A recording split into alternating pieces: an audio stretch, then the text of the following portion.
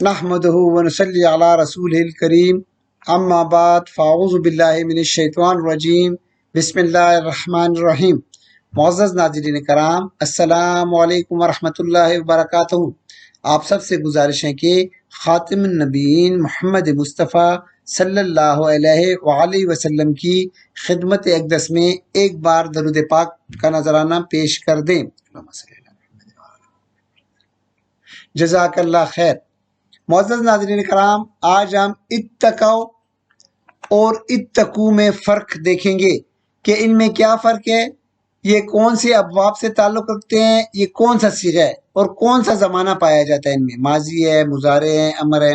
آج ہم ان دونوں میں، کیونکہ یہ دو جو افعال ہیں وہ قرآن مجید میں بے شمار دفعہ استعمال ہوئے، اس لیے ہم ان دونوں میں فرق دیکھتے ہیں کہ ان دونوں میں فرق کیا ہے۔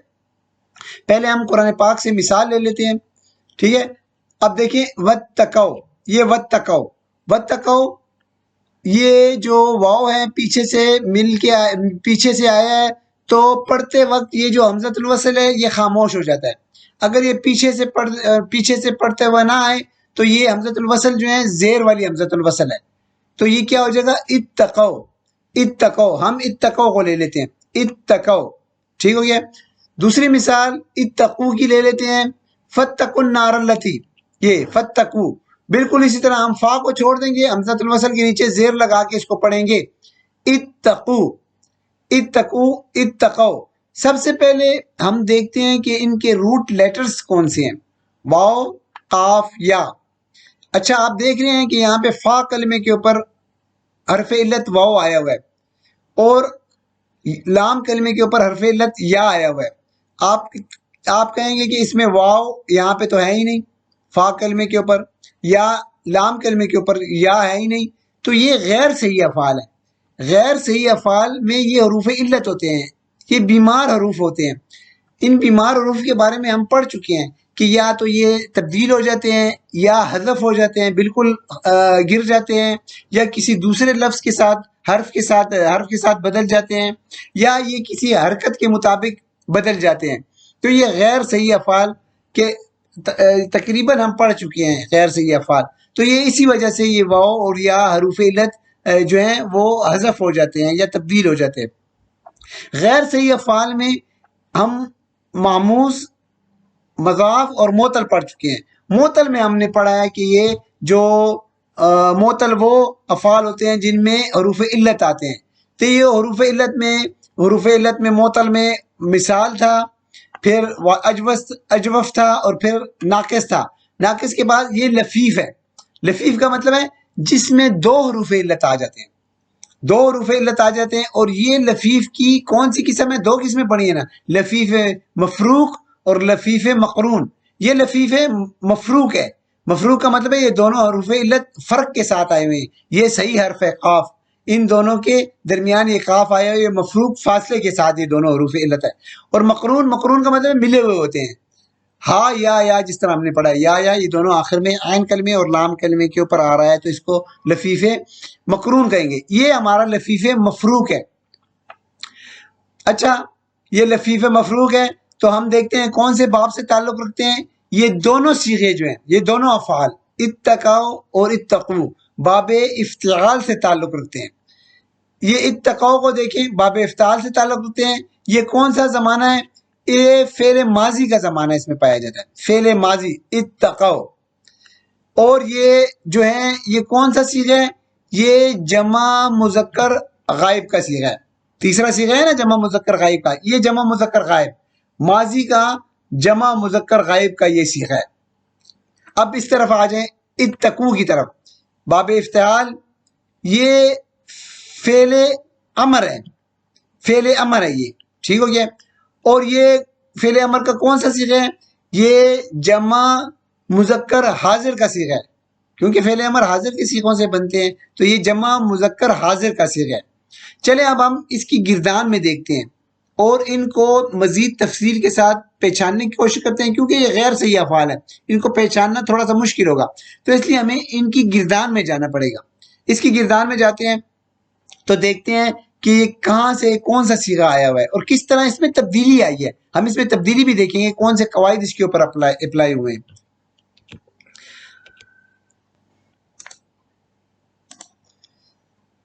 چلیں ان دونوں صیغوں کو گردانوں کے ساتھ سمجھنے کی کوشش کرتے ہیں اور صیغے کو نکالنے کی کوشش کرتے ہیں گردان میں سے، فعل ماضی اور فعل امر۔ اچھا یہ باب افتعال سے ہیں، باب افتعال کا ماضی کا اور مضارع کا وزن ہم دیکھتے ہیں۔ افتعالا یہ ماضی کا وزن آ گیا ہے، یفتعلو یہ مضارع کا آ گیا ہے۔ افتعالا یفتعلو میں روٹ لیٹرز ڈالیں واو قاف یا۔ اب واو قاف یا کو ماضی میں ڈالیں افتعالا تو کیا ہو جائے گا؟ افتقیا، افتعالا افتقیا۔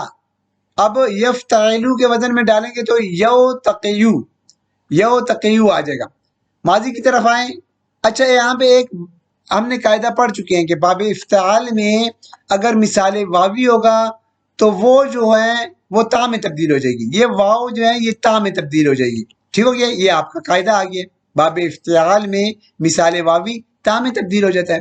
تو اب اس کو ہم پہلے تا میں تبدیل کریں گے واو کو، تو کیا ہو جائے گا؟ اتقیا، یتقیو، مضارع کا یتقیو آ جائے گا۔ اچھا یہاں پہ اب جو ہے دو تا اکٹھی آ گئی ہیں تو اس میں مضاف کا قاعدہ اپلائی ہوگا۔ مضاف کا قاعدہ کیا ہے؟ ادغام کا۔ ہم ان دونوں کو ادغام کر دیں گے تو یہاں پہ شدہ آ جائے گا اور یہ تا جو ہے ختم ہو جائے گی، مل جائے گی، مرج ہو جائے گی، تو اتقیا ہو جائے گا۔ ماضی کا کیا ہو جائے گا؟ اتقیا، مضارع کا ہو جائے گا یتقیو۔ اب اس کے اوپر قاعدہ اپلائی کریں تحلیل کا، ناقص کا قاعدہ اپلائی کریں گے۔ حرف علت متحرک ما قبل حرف کے اوپر زبر ہے تو کیا ہو جائے گا؟ الف مکسورہ میں تبدیل ہو جائے گا، اتقا۔ یا کے اوپر پیش ما قبل حرف کے نیچے زیر تو یا خاموش ہو جائے گی، سکون آ جائے گا اس کے اوپر، ٹھیک ہے نا، ساکن ہو جائے گی تو کیا ہو جائے گا؟ یتقی، یہ آ گیا۔ چونکہ یہ فعل ماضی سے اس صیغے کا تعلق ہے تو ہم فعل ماضی کو لیں گے، اس فعل مضارع کو ہم چھوڑ دیں گے۔ بالکل افتعالا یفتعلو کے وزن کے اوپر واو قاف یا کو ڈالیں گے باب افتعال میں تو یہ آ جائے گا اس کا بالکل اسی طرح اسی قاعدے کے مطابق آ جائے گا۔ یہاں اب اپنے فعل امر چونکہ مضارع کے ساتھ ہے یہاں پہ ہم ماضی کو چھوڑ دیں گے، یہاں پہ ماضی کو چھوڑیں گے، ٹھیک ہے، اور مضارع کی گردان بنائیں گے اور یہاں پہ فعل ماضی میں فعل ماضی کی گردان بنائیں گے اور اس صیغوں کو سمجھنے کی کوشش کریں گے، ان کے فرق کو سمجھیں گے۔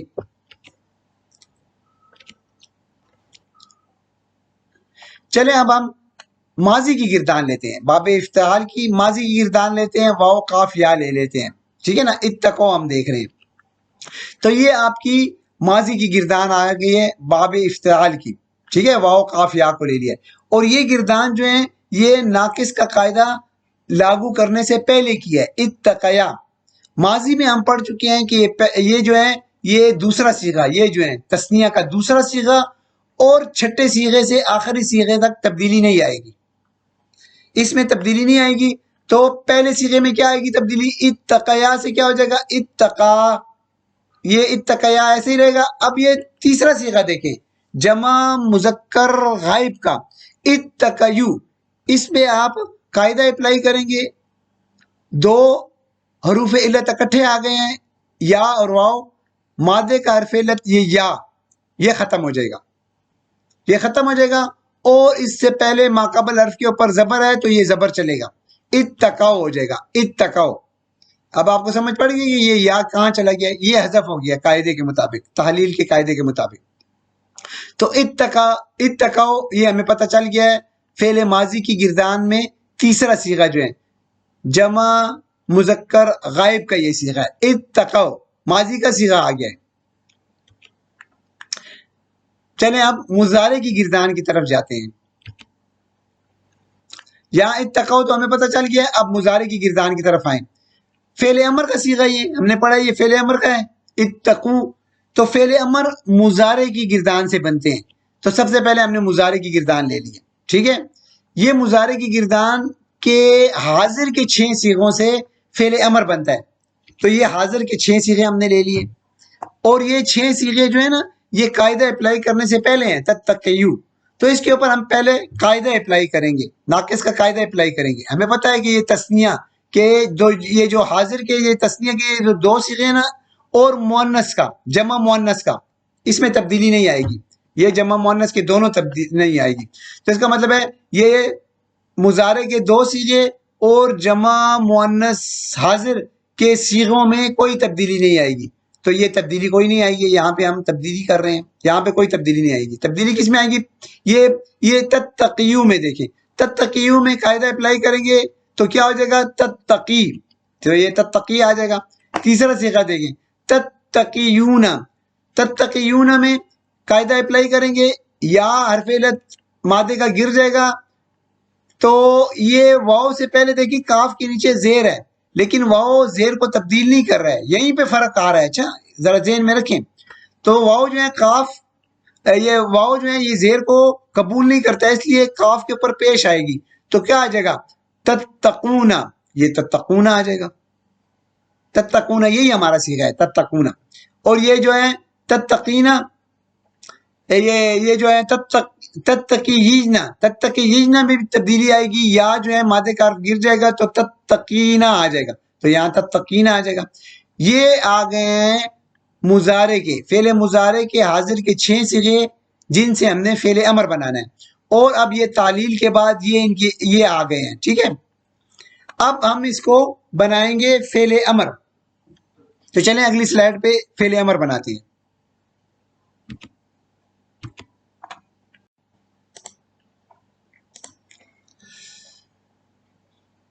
چلے ہم 6 صیغوں سے، ان 6 صیغوں کے حاضر کے 6 صیغوں سے فعل امر بناتے ہیں.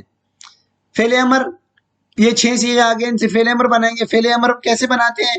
علامت مضارع ہٹا کے مجزوم کر دیں گے اس کو. تتقی، اب تتقی علامت مضارع تا ہٹائیں، یا پہلے سے مجزوم ہے، یہ پہلے سے مجزوم ہے اس لیے یا گر جائے گا. مزید اس کو مجزوم کیسے کریں گے؟ یہ یا گر جائے گا. اور یہاں پہ تا ہٹایا ہے تو پڑھا نہیں جا رہا ہے، حمزۃ الوصل لائیں گے زیر والا، اتقی. یہ اتقی ہو جائے گا، تتقی سے ہو جائے گا اتقی. دوسرا دیکھیں تتقیان، یہاں پہ علامت مضارع تا کو ہٹایا ہے اور نون کو گرایا ہے. نون اعرابی ہے نا، گرے گا تو مجزوم ہوگا نا.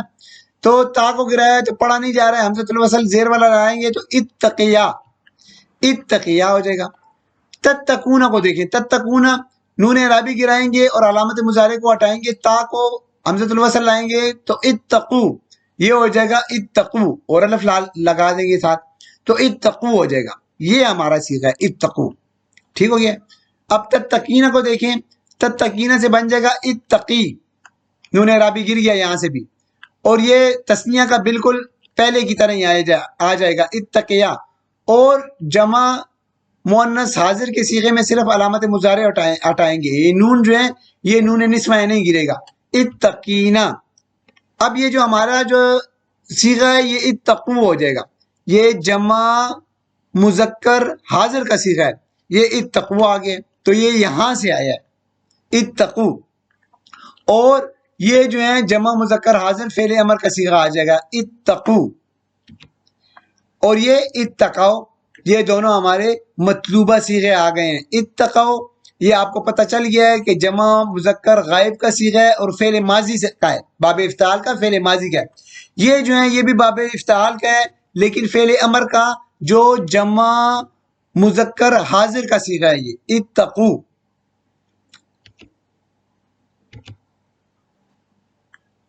یہ ہماری دونوں مثالیں آئیں گے، اتقو اتقو.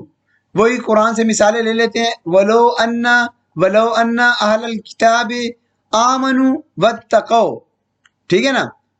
اور اگر اہل کتاب ایمان لے آتے، آمنوا ایمان لے آتے، واتقوا اور تقوی اختیار کرتے، یہ ماضی کا آ گیا ہے. ٹھیک ہے، ماضی کا صیغہ آ گیا ہے جمع مذکر غائب کا. ٹھیک ہے، جمع مذکر غائب. دوسری طرف آئے فاتقوا النار التی، فتقو مطلب ہے بچو، فتقوا النار التی تو تم بچو آگ سے، اس آگ سے، التی اس آگ سے بچو. تو یہ دونوں مثالیں بھی ہم آ گئے ہیں، ہمارے پاس آ گئے ہیں. اور یہ کون سا صیغہ ہے؟ فتقو کون سا صیغہ ہے؟ جمع مذکر حاضر فعل امر کا صیغہ ہے. تو اس طرح ان دونوں کی گردانوں میں ہم نے جا کے اس کو ڈیٹیل کے ساتھ پڑھ لیے، اور دونوں صیغوں کو ہم نے بڑی ڈیٹیل کے ساتھ سمجھا ہے. امید کرتا ہوں کہ آپ کو یہ سمجھ آ گیا ہوگا، اور قرآن پاک میں جب آئے گا تو ان دونوں میں فرق آپ کو پتہ چلے گا۔ فرق آپ جب بھی آئے گا تو فرق صرف اتنا دیکھیں کہ اتقو جس قاف کے اوپر زبر ہوگی تو یہ ماضی کا ہوگا بس، اور پیش جس کے اوپر ہوگی تو یہ امر کا صیغہ ہوگا۔ اتقو یہ بہت دفعہ ہے، کافی دفعہ قرآن پاک میں آئے ہوئے، تو اتقو پیش آ جائے تو سمجھ جائیں کہ یہ مضارع کا فعل امر کا صیغہ ہے۔